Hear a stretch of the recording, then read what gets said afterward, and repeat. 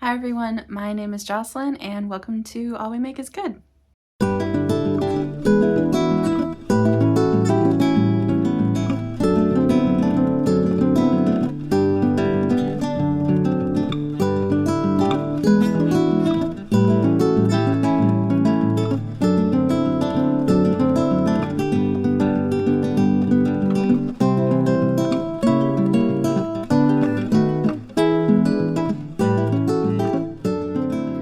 I have a very standard podcast episode today with a couple of small finished objects, all accessory types, some progress on my 2025 temperature blanket, as well as a couple of special things that I just got, both yarn and not yarn related.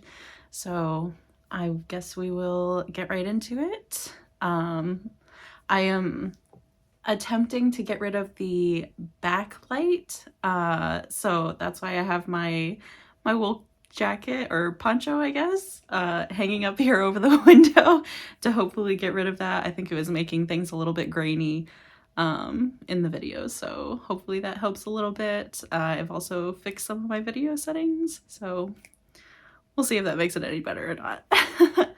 Okay, but I will get started with the first finished object, which is a pair of socks with a leg warmer section here. I knit this out of the Torig sock base from Viking Fiber, and then the foot is done with, I believe it's Showstopper sock, or maybe it's just Showstopper from Leading Men Fiber Arts. This colorway is Anne's Story, and this one is Franconia. I forgot that last time I was talking about these socks. So I didn't follow a pattern. I used my usual sock stitch counts that I always do. So this is my pretty standard sock, which is 68 stitches or 64 stitches in the leg and then 68 stitches in the foot. My heel flaps are my heel flaps are a little bit longer than I think some people do theirs. I had always heard when I was looking up how to knit socks that your heel flap, the rows in your heel flap should match how many stitches across there are. And it never quite fit the depth of my heel very well. So I've started adding quite a few extra rows actually in the heel flap, and I think it does give it a lot more depth here, and it fits my foot a lot better. So I think it's 36 stitches across the heel flap, and then, no, not 36, it has to be 32 stitches across the heel flap, and then I think I do 44 rows in the heel. I think that sounds right.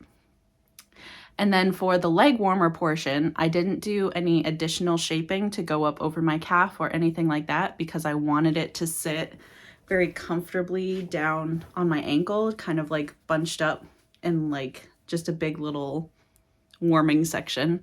So I did an extra 20 stitches. So this is 84 stitches across in 4x2 ribbing. And you'll see that there's kind of like this little mock frill on top, and that's because my preferred cast on is the Italian cast on for 1x1 ribbing. I think it's very seamless, it's very stretchy. It's my favorite cast on for socks. I will always do that for 1x1 ribbing.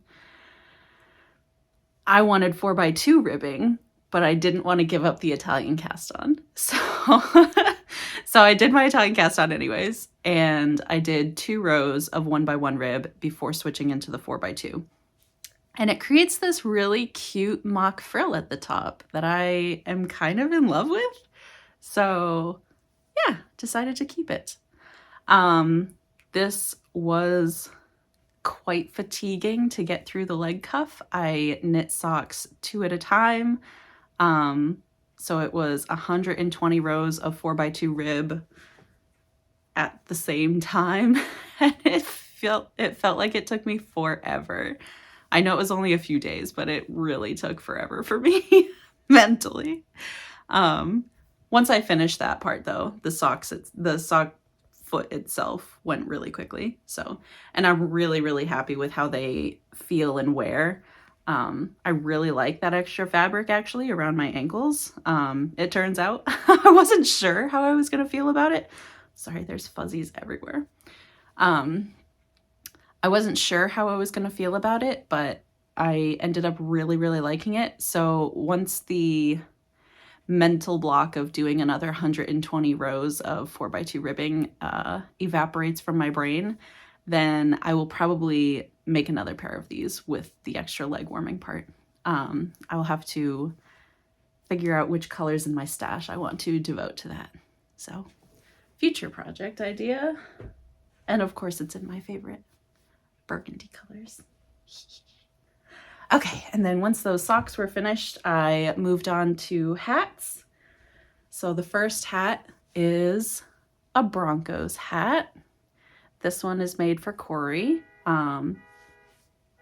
This is using, I forget the base, but it's a 75-25 sock base from Periwinkle Sheep. This one is Tiger Lily, and then the inside is Sapphire. And then the white here is the plain white sock base from Into the World. It's just called Ecru. So while I didn't buy the Musselburgh pattern for this, I was very inspired by it. I have knit a few hats before that were inspired by it. So I do the disappearing hole cast on that Isolde has a tutorial for on YouTube. I used that to cast on the first 8 stitches, and then I increased out to, well, the first time I knit this hat, because I had to re-knit it start to finish, I knit it too small and I increased out to 136 stitches, which is what my last 3 hats were knit to. But I guess my tension has gotten even tighter since then. So I finished it, knew it was going to be too small, blocked it, and like as it was like wet laying on the floor, I was like, I'm not going to be able to stretch that out to be big enough at all. So I, with the damp yarn, I ripped out the whole hat, hung it to dry in front of my electric stove, and re-knit it start to finish again the next day. Well, not all in one day. It took me 3 days. So so I increased out to 144 stitches instead, and that is a much, much nicer fit. So it still has that snug feeling without being constricting on the head like it was before. I also added a few extra rows in both the orange and the blue. I think it was a little bit too short last time, again, because my tension is different, so I had to rework like everything. But this is designed to be reversible, so you can wear it on this way for the days when they're wearing the blue prominent jerseys instead of the orange ones. So I plan on knitting another one of these hats. I still have plenty of the yarn left over to make us matching hats for game days. I anticipate I will be reversing my hat a lot depending on what jerseys we're wearing, but I know Corey prefers the orange being the prominent color, so he's probably gonna wear it like this more often. But yes, all of my yarn usage is in the project page on my Ravelry. So if you wanted to replicate this with how much yarn you're gonna need, and the row counts and stitch counts and everything like that, all of that information is in the project page. I moved on quickly from that hat to another hat. So I made a Nuggets hat this time, and I have been wearing this for game days. There was a back-to-back game on Tuesday and Wednesday this week, so I was wearing this for those. I couldn't wear it the whole time on Tuesday because I think I might be a little bit sensitive to the unwashed yarn, whether it's the dye or the sheep wool itself, I don't know, but I'm a little bit sensitive, especially in the winter time, to unwashed things. So I do have to block hats before I can wear them and wash them. But this was made with the same stitch count, same everything. And this is Into the World yarns. They're 75/25 sock base in Hoovian, the same ecru, O negative, and Godric. I got these and these yarns all at Rhinebeck this year. So my first 2 Rhinebeck yarn projects. I am very happy with these. I have more than enough yarn left to make 1 more of each of them, so we have matching ones for all of our game days. Those are all the finished objects that I have to share. I do have quite a bit of progress actually on my temperature blanket. So I had to go back and look, but this is where I was the last time I showed this in my everything I've knit in the last 2 years, which I actually just realized there is one other project I think that I forgot to show. But anyways, it's a whip, it's hibernating. I haven't touched it in a while, but yes. So I got very fatigued with knitting itself because I was working so much on those hats to get them done. I was just doing the hats for like 3 or 4 days, and while they're therapeutic to work on, I did get very tired of knitting. So I stopped and decided I would catch up on my temperature blanket because I was 4 months behind when I showed it about 2 weeks ago, and now I'm only 3 months behind. So yes, this is my little marker for where I last showed it, and I have done at least 30 rows, I believe. I'm up to August 11th, I think, on this row. Oh, so I am still like a touch behind the 3-month mark. If I was on August 14th, it would have been 3 months behind.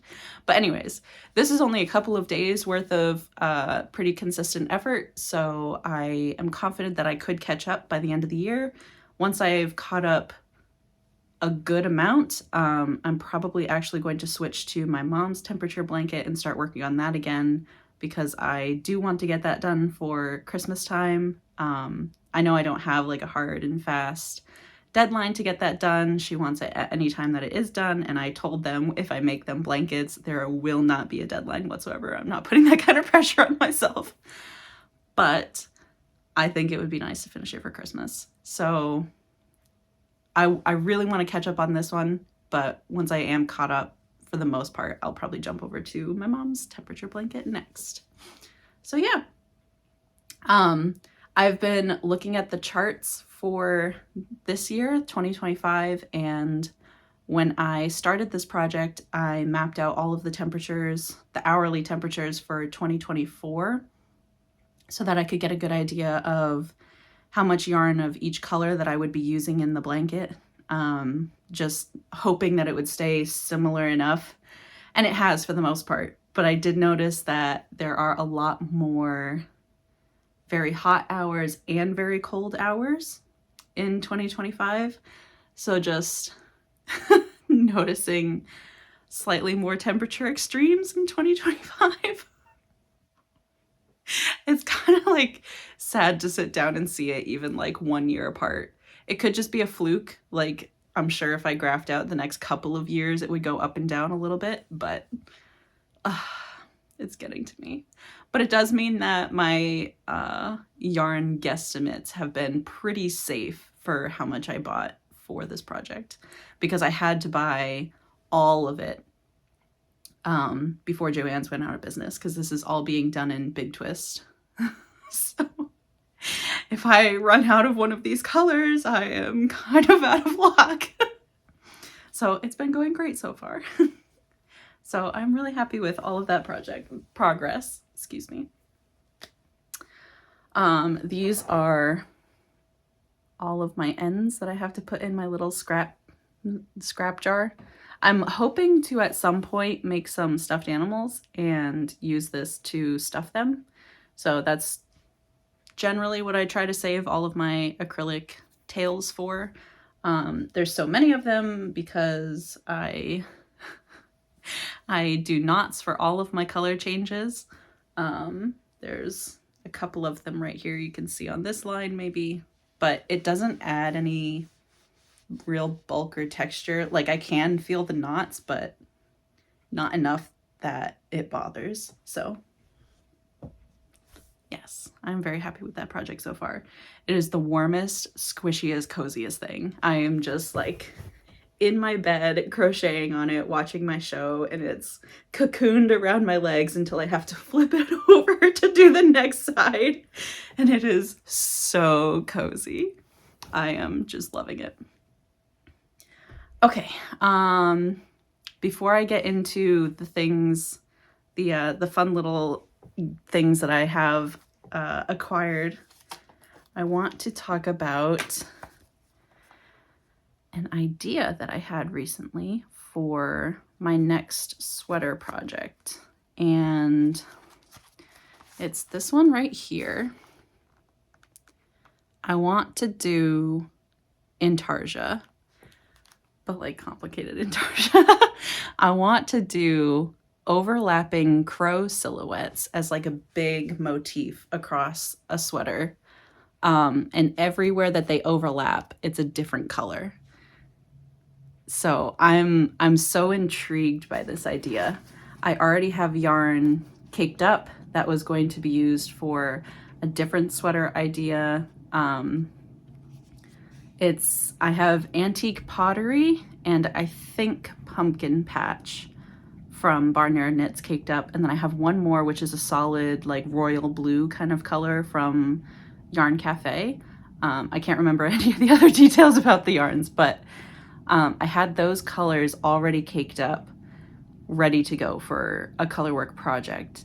But I would think I was gonna do more like checkered with like the blue being accents.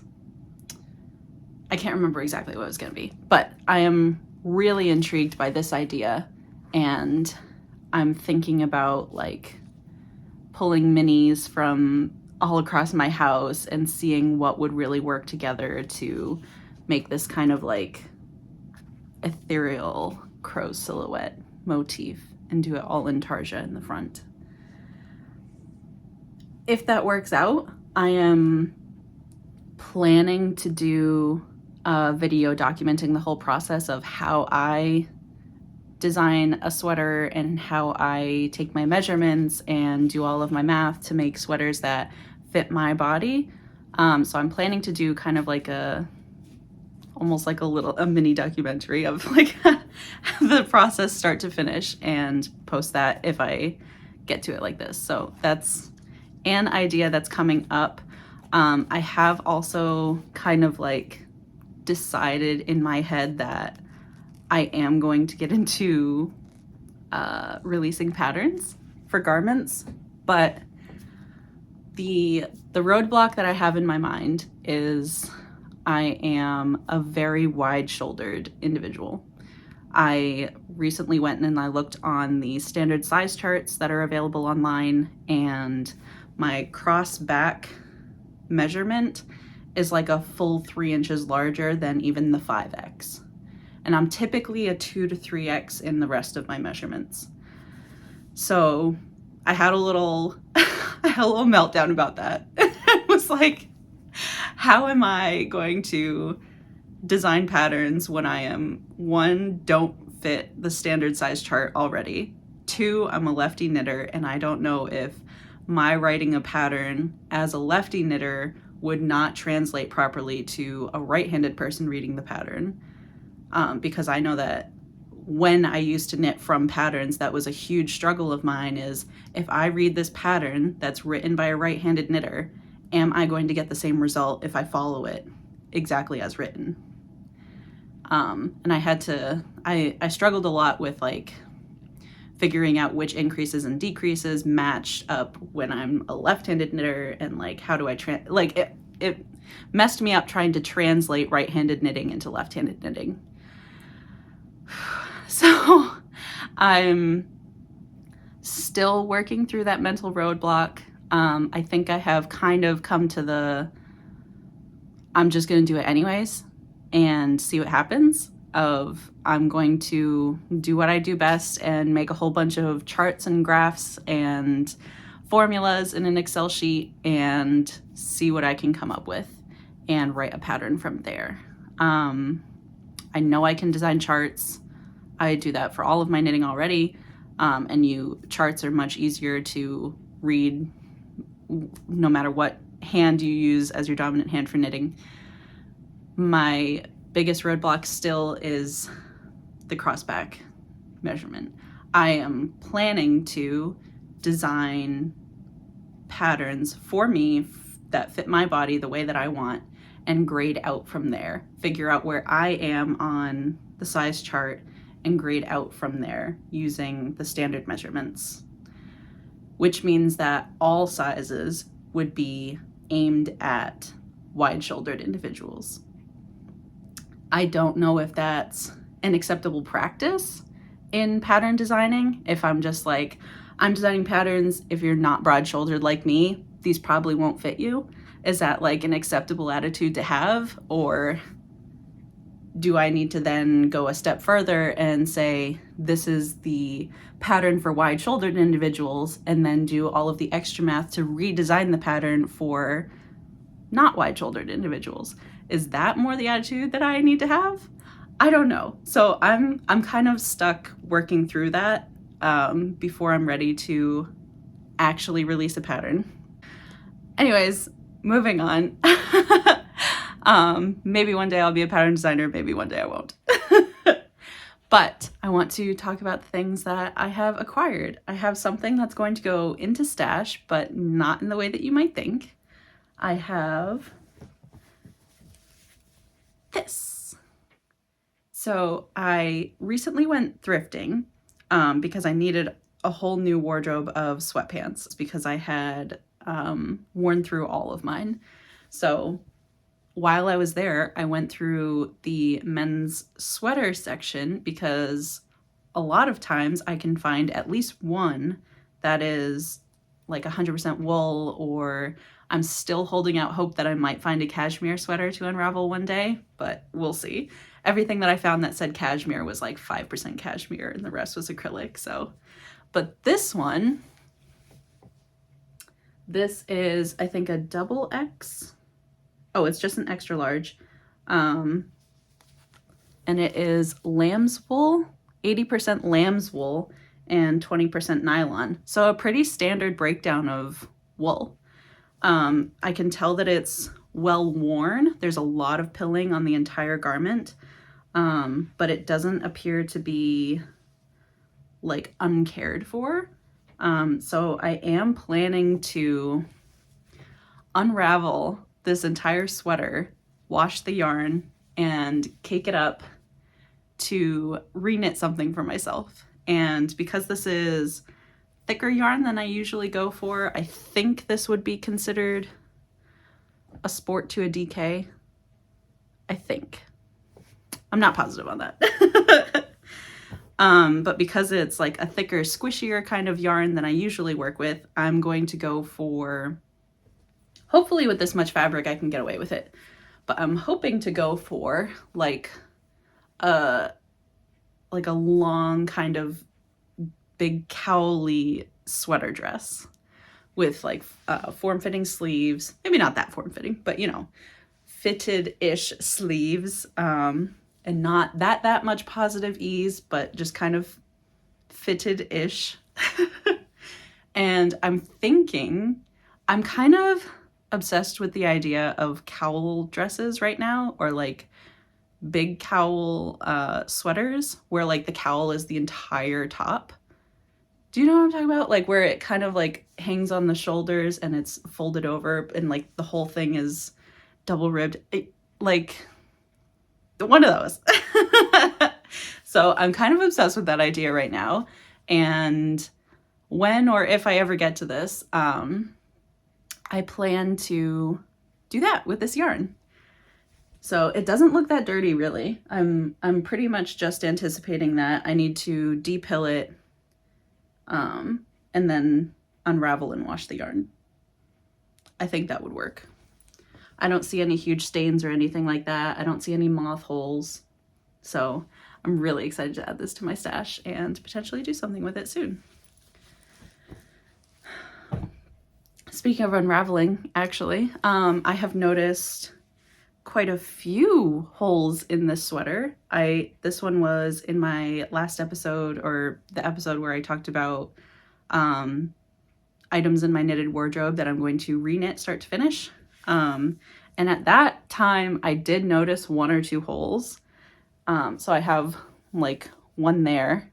And I thought that I had probably just like snagged it on something and got like a little hole here, a little hole there. But I found a lot more. So I'm thinking I might have just been a bad sweater owner and maybe the moths got to it. I don't know, because, oh my God, there's another one there. Because I've never seen the actual moths, and I have like cedar planks and things all in my wardrobe to deter moths and things like that. But I also don't go in my wardrobe that often.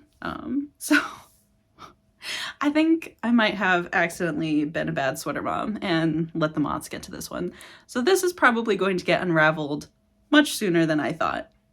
Potentially even this weekend. I might sit down and instead of working on any other projects, I might just clean up these 2 sweaters, unravel them, and soak the yarn and do that, which I assume will take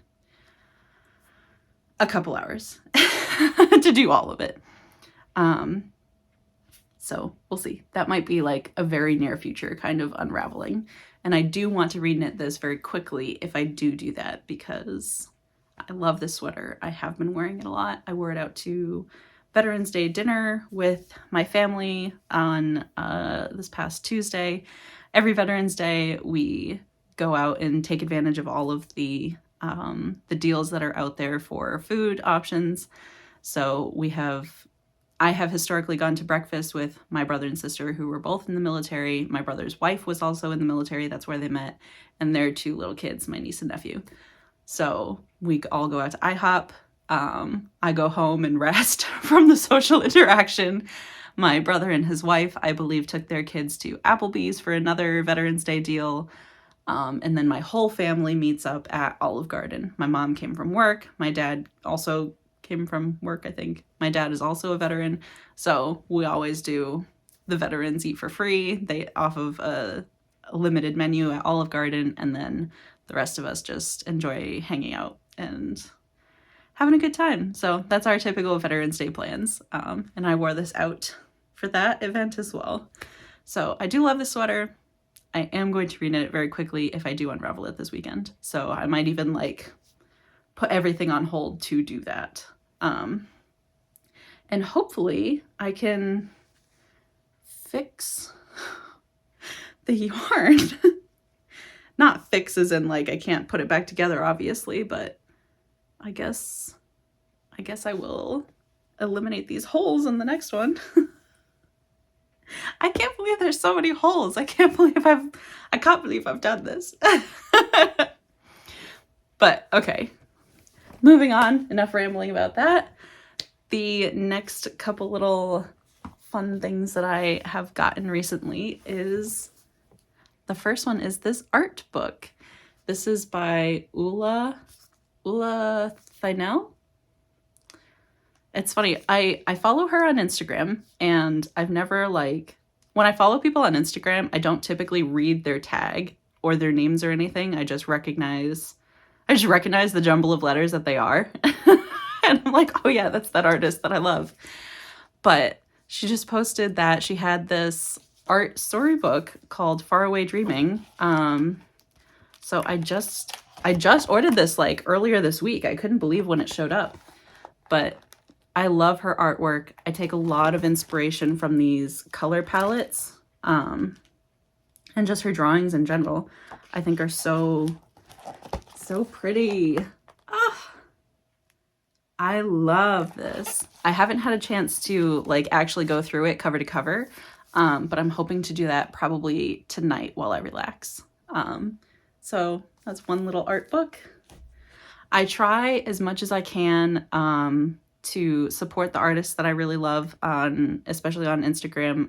That's where I follow everyone that I love and keep track of what they're up to. So anytime I see an artist that I really like come out with some kind of collection, some kind of art book, some kind of illustrated work, I always try my best to get it and support them, and also just have a hard copy of their beautiful art. Like, I love that. This wasn't even that expensive. I think it was like no more than $35, which included shipping, I think. So very reasonably priced. And now I have her art in my house. And then the last thing, I got my first advent in. This one is from Pigment Ply. This is the Society of Quiet Solitudes. I love Pigment Ply's advent calendars. So it comes with a little booklet, a little note here. I haven't read through this start to finish, but I'm pretty sure it just says like, if you're gonna open it now, don't spoil it for everyone else.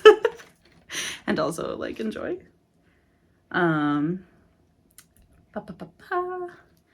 It is, I love the packaging on these boxes. They have the wax seal on the parchment paper.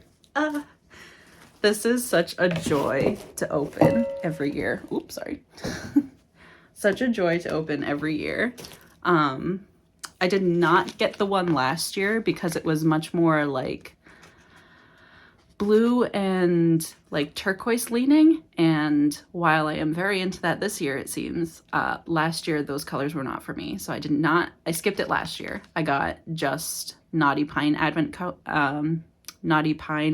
last year. I think it was the Wild Advent. Maybe it wasn't, but it was the striped one, and I really enjoyed that one. But this year, what was it again? The Society of Quiet Solitudes, I think. Oh, it's right in front of me. Yeah, Society of Quiet Solitudes. I loved the color inspiration. Very dark, very moody, very browns, everything that I wanted. So I'm very much obsessed. And I can't wait to start opening these in December. Naughty Pine, I did also get an advent from her this year as well, but she did just post very recently that her house sold, which included her dye studio, a lot faster than she thought, so there's some delays this year with finishing up the advents and shipping them out. So she said she's hoping to get the advents out the Monday before Thanksgiving, which I assume means it might be a little bit late to open starting December 1st, which is fine. I have another advent calendar. Moving and selling houses is a lot of mental energy. I don't blame her at all for taking her time. I will open it when it gets here, and if I get to open multiple days at a time, all the better for me. That's at least my attitude towards it. So that is, I think, everything I have to share today. I have been really enjoying this every week sit down and chat about knitting again, so hopefully I can keep this up. But I hope that you enjoyed this. Thank you so much for sitting down with me and following along with my projects. I hope that you enjoy the rest of your weekend, the rest of your week, and I will see you in the next one. Bye.